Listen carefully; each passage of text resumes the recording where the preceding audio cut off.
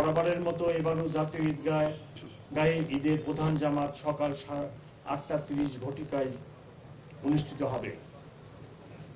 এখানে একত্রে 35,000 সম্মানিত মুসল্লিগণ ঈদের জামাত আদায় করবেন। জাতীয় মসজিদ বাইতুল মুকাররমে মোট 5টি ঈদ জামাত অনুষ্ঠিত হবে। তার মধ্যে প্রথম জামাত শুরু হবে সকাল 7 ঘটিকায়।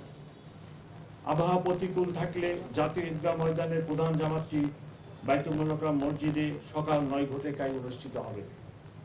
এছাড়া ঢাকা মহানগরীতে মোট 111টি ঈদগাহ এবং 1577টি মসজিদে মোট 1739টি ঈদের জামাত অনুষ্ঠিত হবে। সৌদি আরবের সাথে মিল রেখে আগের দিন রাজধানীতে 3টি ঈদ জামাত ও শিয়া সম্প্রদায়ের 7টি ঈদ জামাত অনুষ্ঠিত হবে।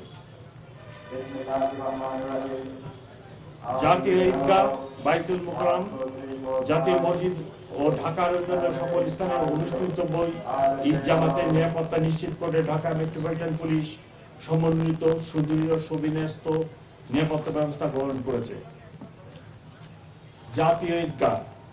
জাতীয় ঈদগাহ ময়দানের ঈদের জামাতে 5 স্তর নিরাপত্তা বলয় তৈরি করা হবে। প্রবেশ গেটসমূহে তল্লাশির জন্য আরসওয়ে ও মেটাল ডিটেক্টর থাকবে। পুরো জাতীয় ঈদগাহ ময়দান সহ আশপাশের এলাকা সিসিটিভি আওতামুক্ত থাকবে। প্রায় 100 সিসিটিভি ইতিমধ্যে স্থাপন করা হয়েছে। কন্ট্রোল রুম থেকে যা সার্বক্ষণিকভাবে পর্যবেক্ষণ করা হবে।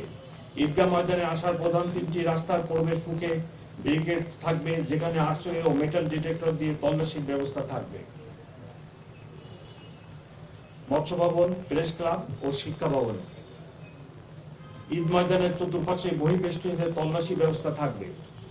ঈদ জামাতের চারিদিকে পিকেট ব্যবস্থা ও লাইনিং ব্যবস্থা থাকবে। মূল গেটে আরচওয়ের ভিতর দিয়ে সকল মুসল্লিগণকে প্রবেশ করতে হবে এবং আমরা ওই পথে প্রবেশের জন্য অনুরোধ করছি। ঈদগাহ ময়দান ও আশপাশের এলাকা এসবি সুইমিং টিম এবং সিটিটিসি ডগ স্কোয়াড সুইমিং করবে। সোয়াট ও bomb disposal unit stand by থাকবে। সাদা পোশাকে ডিবি ও সিসিটিভি সদস্যবৃন্দ মোতায়েন থাকবে। পুরো এলাকা ঘিরে তারা আলাদা নিরাপত্তা বলয় তৈরি করবে। ওয়াচ টাওয়ার থাকবে, যার উপর থেকে মনিটরিং করা হবে। নিরাপত্তা প্রদানে নিয়োজিত অন্যান্য আইনশৃঙ্খলা বাহিনীর সাথে আমাদের সমন্বয় থাকবে। কোনো প্রকার ব্যাগ, ধারালো বস্তু, দাহ্য পদার্থ নিয়ে না আসার জন্য মুসল্লিগণকে অনুরোধ করা যাচ্ছে। জামাত শেষে তাড়াহুড়ো না করে সুশৃঙ্খলভাবে বের হওয়ার জন্য অনুরোধ করা হচ্ছে।